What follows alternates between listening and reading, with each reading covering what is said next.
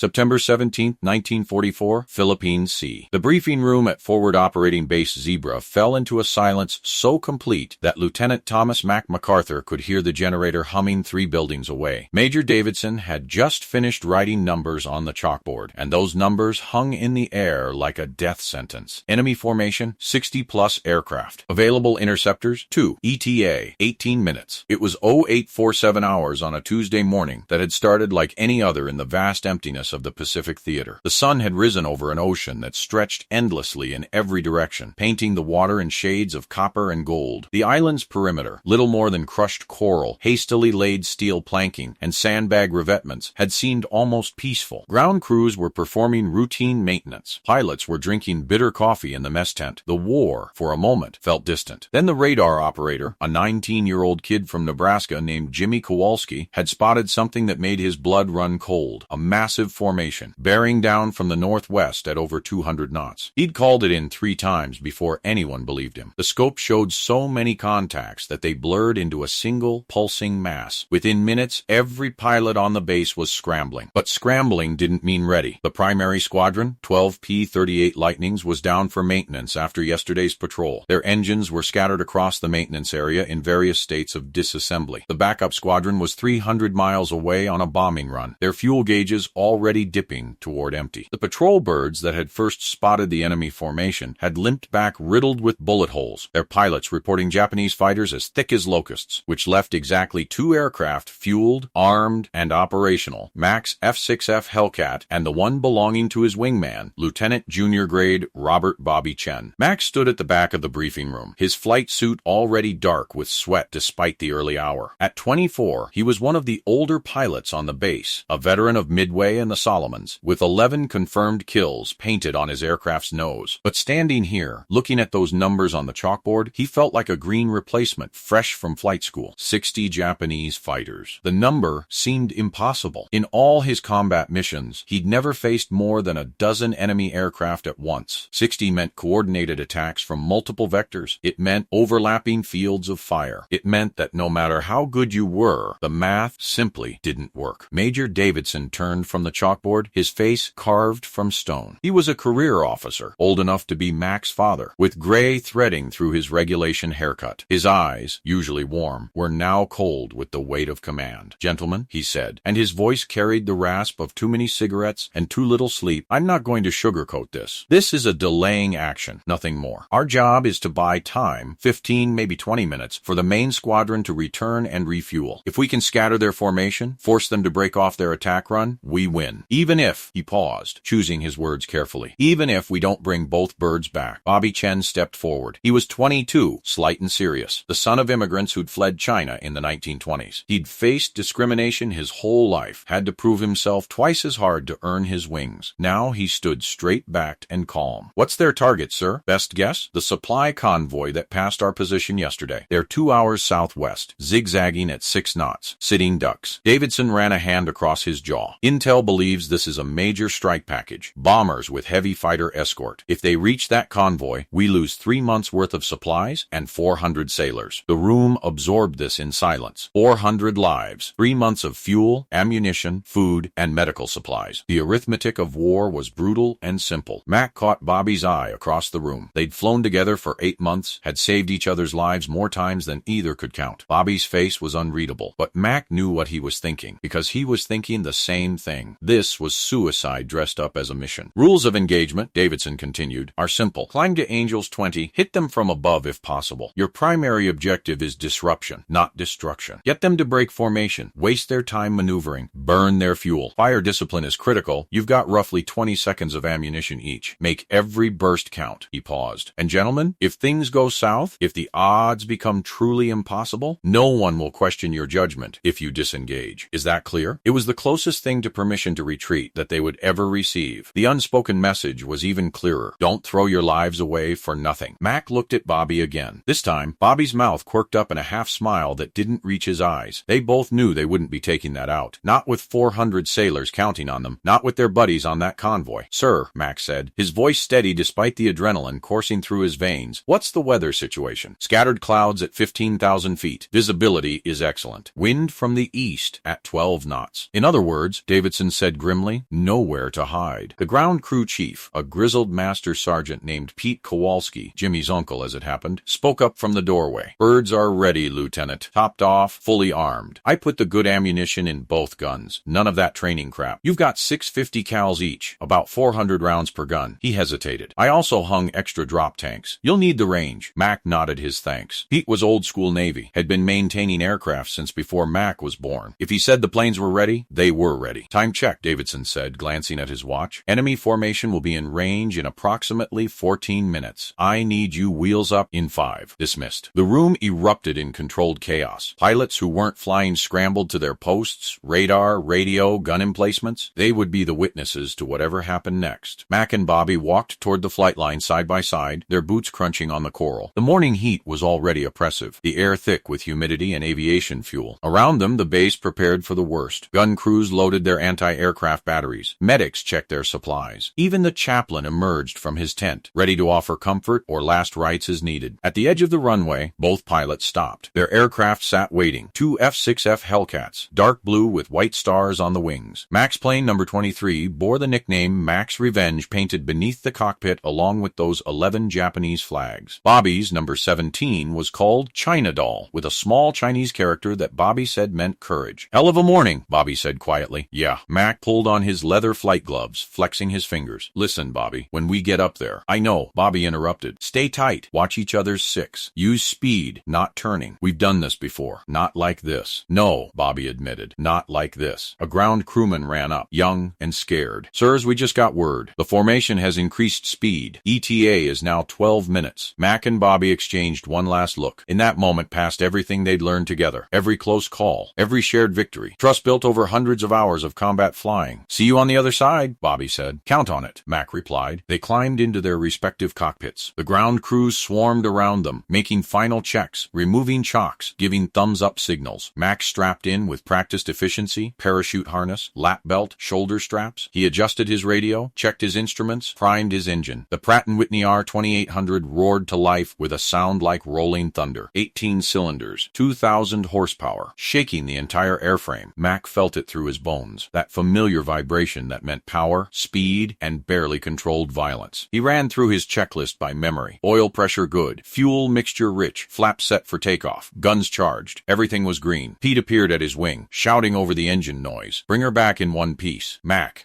gave him a thumbs up he didn't entirely feel. The tower cleared them for immediate departure. No formalities, no waiting. Just, you're clear. Godspeed. Mac released the brakes and felt his Hellcat surge forward. The acceleration pressed him back into his seat. The steel planking blurred beneath him. At 80 knots, he pulled back on the stick, and the aircraft lifted into the sky as if eager to meet what was coming. Bobby's plane rose beside him, perfectly synchronized. They formed up wing to wing, climbing into the brilliant Pacific morning. Below them, the island shrank to a speck. Ahead, somewhere beyond the horizon, 60 Japanese fighters were racing toward them. No one on the base spoke as the 2 aircraft disappeared into the blue. Pete Kowalski stood on the runway, watching until they were nothing but glints of sunlight. Then he quietly crossed himself and whispered a prayer his mother had taught him as a boy. In the control tower, Major Davidson lit a cigarette with shaking hands. He'd sent men to die before. This was war, but never like this. Never with odds so impossibly stacked. On the radar scope, Jimmy Kowalski watched 2 friendly contacts climbing to meet 60 hostile ones. His hand trembled as he reached for the radio, ready to call out positions, vectors, altitudes, ready to watch what happened when 2 men flew into hell because their country asked them to. The clock on the wall read 0852. Somewhere in the vast Pacific sky, the countdown to contact had begun. At 8,000 feet, Mac could see forever. The Pacific stretched endlessly below him, a rippled blanket of blue and green shading into deep purple where the water deepened beyond the continental shelf. Scattered clouds drifted at various altitudes, their shadows dark patches on the ocean's surface. It was the kind of view that, in another life, might have been beautiful. Today it was simply a battlefield, 3-dimensional, featureless, and unforgiving. Zebra Control, this is Revenge Leader. Mac spoke into his radio, his voice professional and calm despite his racing heart. Passing Angels 8, climbing to Angels 20. Request final vector to target. Static crackled in his ears, then Jimmy Kowalski's voice came through, tight with tension. Revenge Leader, target bearing 340, range 42 miles, altitude Angels 18 and climbing. Count as confirmed 60+ contacts in multiple groups. There, Jesus Mac, they're everywhere. Copy that, Zebra. We're continuing climb. climb. Mac glanced to his right where Bobby's Hellcat held perfect formation, close enough that Mac could see his wingman's face behind the curved canopy. Bobby raised one hand, fingers spread, a simple gesture they'd developed that meant, "I'm with you." Mac returned it. They climbed in silence, engines roaring, the altimeter unwinding steadily. 10,000 feet, 12,000. The air grew thinner, colder. Mac adjusted his oxygen flow, feeling the rubber mask press against his face. At 15,000 feet, he pushed through a layer of scattered cumulus clouds, emerging into crystal clear sky above. And that's when he saw them. At first, his brain refused to process what his eyes were showing him. The horizon ahead had darkened, not with weather, but with aircraft. Dozens of them, more than dozens. They spread across the sky in loose formations, stacked at different altitudes, covering what must have been 20 square miles of airspace. Holy Mother of God. Bobby breathed over the radio. Mac's hands tightened on the stick. In all his missions, all his combat experience, he had never seen anything like this. The Japanese had committed everything to this strike. Their best pilots, their most advanced aircraft, all converging on a single objective with overwhelming force. He could make out individual types now as they drew closer. The majority were Mitsubishi A6M0s, the legendary fighters that had dominated the early war. Sleek, nimble, deadly in the hands of experienced pilots. But there were others too. Heavier Kawasaki Ki 61 Tonys, faster Nakajima Ki 84 Franks. Even a few bombers in the center of the formation, likely carrying the payload meant for the convoy. Zebra control, Mac reported, keeping his voice level. Visual contact confirmed. Count is, it's at least 60, possibly more. Estimate 30 to 40 fighters, the rest are bombers and attack aircraft. Copy. Revenge leader. Davidson's voice came through instead of Jimmy's. The major was in the tower now, listening. Remember your mission. Disrupt and delay. You are cleared to engage at your discretion. Mac checked his altitude, 19,000 feet. The Japanese formation was slightly below them now, at approximately 18,000. Good. Height meant energy, and energy meant options. Bobby, Mac said, switching to their tactical frequency. You see that lead group at our 11 o'clock? 6 zeros in a V formation? Got 'em. We're going to run straight through them. Nose on, guns hot, then climb back up using our speed. Don't try to turn with them. We'll never win that fight. Hit and run. Understand? Understood. Like shooting at Hornet's Nest and running like hell. Exactly like that. Mac took a deep breath, checking his instruments one final time. Fuel was good. Those extra drop tanks gave him nearly 2 hours of flight time. Ammunition counters showed full loads in all 6.50 caliber machine guns. Engine temperature was perfect. Everything was as ready as it would ever be. On my mark, Mac said. 3, 2, 1, mark. He pushed the stick forward and dove. The Hellcat responded instantly, its massive engine driving it downward in a screaming dive. The airspeed indicator climbed rapidly. 250 knots, 300, 350. Wind screamed past the canopy. The G-forces pressed Mac down into his seat. The Japanese formation swelled in front of him with terrifying speed. He could see the lead Zero clearly now. Red circles on its wings, sunlight glinting off its polished aluminum skin. For a brief moment, Mac wondered about the man flying it. Was he a veteran from Pearl Harbor, from China, or a newer pilot, trained in the shortened wartime programs? It didn't matter. At 800 yards, the Japanese saw them coming. The neat V formation broke apart as pilots scattered, but Mac had expected that. He'd aimed not at where they were, but where they would be. 500 yards. Mac centered his gun sight on a Zero that had broken left. His finger found the trigger. 300 yards. He fired. 6. 50 caliber machine guns erupted simultaneously, their combined thunder overwhelming even the engine's roar. Tracers arced across the sky, converging on the Zero like 6 fingers pointing at death. Mac saw his rounds impact, sparks dancing along the fuselage, pieces flying off the wing. The Zero staggered in midair, trailing smoke, then nosed over into a steep dive. Mac didn't watch to confirm the kill. He was already through the formation, Bobby right beside him, both Hellcats racing past the disintegrating Japanese formation at nearly 400 knots. Pull up, Mac commanded, hauling back on his stick. The G-forces crushed him down. His vision narrowed to a tunnel, his G-suit inflated, squeezing his legs to keep blood in his brain. The Hellcat's nose came up, up, up, and suddenly they were climbing again, using their dive speed to rocket back up to altitude. Behind them, the Japanese formation was chaos. Zeros scattered in every direction, pilots shouting warnings in Japanese over their radios, trying to reorganize. One confirmed, Bobby reported, his voice strained from the G-forces. I got a clean burst on a Tony. He's going down. Good kill. Let's do it again. They leveled off at 22,000 feet, now with an altitude advantage again. Below, the Japanese were reforming, but their neat formations had been replaced by swirling clusters of aircraft. That's when Mac realized something crucial. They thought they were facing more than 2 fighters. fighters. The radio chatter he could hear, broken Japanese mixed with shouting, indicated confusion about the number of attackers, the speed of the attack, the precision, the way they'd vanished and reappeared. It must have seemed like a coordinated squadron action, not just two desperate pilots. Bobby, they don't know how few we are. We need to keep them thinking we're the advance guard of a larger force. How do we do that? We hit them from different angles. Make it look like multiple elements. Come at them from the sun when you can. Use the clouds. Make every pass count. Roger that. I'll take the group at 2 o'clock. You hit the ones at 10. They split up. Still visible to each other, but no longer in tight formation. Mac rolled into another dive, this time targeting a group of 4 Zeros that had climbed to meet him. The Japanese pilots saw him coming and turned to face him. A mistake. They were thinking like fighter pilots, looking for a dogfight. But Mac wasn't there to dogfight. He was there to disrupt. He opened fire at long range, not expecting to hit, but forcing them to react. All 4 Zeros broke in different directions. Mac picked one that broke right, led it perfectly, and squeezed off a 2-second burst. The Zero's canopy exploded. The aircraft flipped onto its back and fell away. But now, Mac had a problem. 3 Zeros were on his tail, and 2 more were climbing from below to cut him off. He'd penetrated too deep into their formation. Revenge lead, you've got company. Bobby's warning came too late. Tracer rounds flickered past Mac's canopy, close enough that he could hear them crack through the air. Mac slammed the stick left and dove hard, spiraling toward the clouds below. The Hellcat had one crucial advantage over the Zero. It was built like a tank. Mac could maneuver violently without worrying about the airframe breaking apart. He pulled negative G's, hanging in his straps as the aircraft went momentarily weightless, rolled, inverted, dove through the clouds in a corkscrew pattern that would have torn a lighter aircraft apart. When he emerged below the cloud deck at 15,000 feet, he'd lost his pursuers, but he'd also lost sight of Bobby. China Doll, report position. Mac's heart hammered. I'm static. Gunfire. I'm at Angel 16 being chased by... Damn, I count 8 on me. Could use a hand here, Mac. Mac reversed course, climbing back toward Bobby's position. His fuel gauge had dropped noticeably. Those high-speed maneuvers burned fuel at an alarming rate. He spotted Bobby a mile away, his Hellcat twisting and turning as Zeros swarmed around him like angry wasps. Bobby was good, very good, but even the best pilot couldn't fight 8 opponents at once. Mac came in fast and low, approaching from the enemy's 6 o'clock. He waited until he was close, so close he could see the Japanese pilots' heads in their cockpits, then opened fire. His burst caught 2 Zeros by surprise. One exploded in a fireball that Mac had to swerve to avoid. The other broke away trailing fuel. Thanks, Mac, Bobby called, using the distraction to climb away from the fight. But now they were both surrounded. The Japanese had finally organized a coordinated response. Zeros were coming from every direction, some climbing, some diving, all trying to get firing solutions. Mac's engine temperature gauge crept toward the red line. He'd been running at full power for too long. He pulled back on the throttle slightly, knowing he needed to conserve his engine. That's when he saw it. A gap in the enemy formation. A corridor of clear air between 2 groups of Zeros. It was risky. They'd be exposed during the transit, but staying here meant certain death. Bobby, follow me. We're getting out of here. He dove toward the gap, Bobby tucking in tight on his wing. Zeros converged from both sides, firing, but Mac had timed it perfectly. They shot through the corridor at maximum speed, enemy rounds snapping past but finding no target. They emerged on the far side of the Japanese formation, suddenly in clear air. Mac glanced at his instruments. 15 minutes had passed since first contact. Ammunition was down to 60%. Fuel was at 70%. His hands ached from gripping the stick. But when he looked back at the Japanese formation, he saw something remarkable. They were scattered across 20 miles of sky. Their neat attack formation had dissolved into chaos. Groups of fighters were chasing phantoms, burning fuel, losing position. The bombers in the center were now exposed and vulnerable. Zebra control, Mac reported. Breathing hard. Enemy formation is disrupted. They've lost cohesion. Estimate we've bought you at least 15 minutes, maybe more. Outstanding work, Revenge Leader. Be advised, friendly fighters are now wheels up and vectoring to your position. ETA 12 minutes. Can you maintain contact? Mac looked at his gauges. Could they last another 12 minutes against these odds? He looked at Bobby's aircraft, close beside him. His wingman was still there, still fighting. Affirmative, Zebra. We'll keep them busy, because that's what you did. You held the line, no matter the cost. Mac rolled into another attack, and Bobby followed without hesitation. 2 against 60. But those 60 were no longer a unified force. They were confused, scattered, chasing 2 pilots who refused to die. And somewhere, getting closer every second, help was coming. They just had to survive long enough to see it arrive. The bullet found Bobby's aircraft at 0914 hours. Mac saw it happen in the peripheral vision that combat pilots develop, that 6th sixth sense that lets you track multiple threats simultaneously. One moment, Bobby was executing a perfect barrel roll away from a pair of Zeros. The next moment, tracer fire stitched across his Hellcat's engine cowling, and fuel erupted in a fine mist that caught the sunlight like diamonds. Bobby, you're hit. Fuel leak. I know.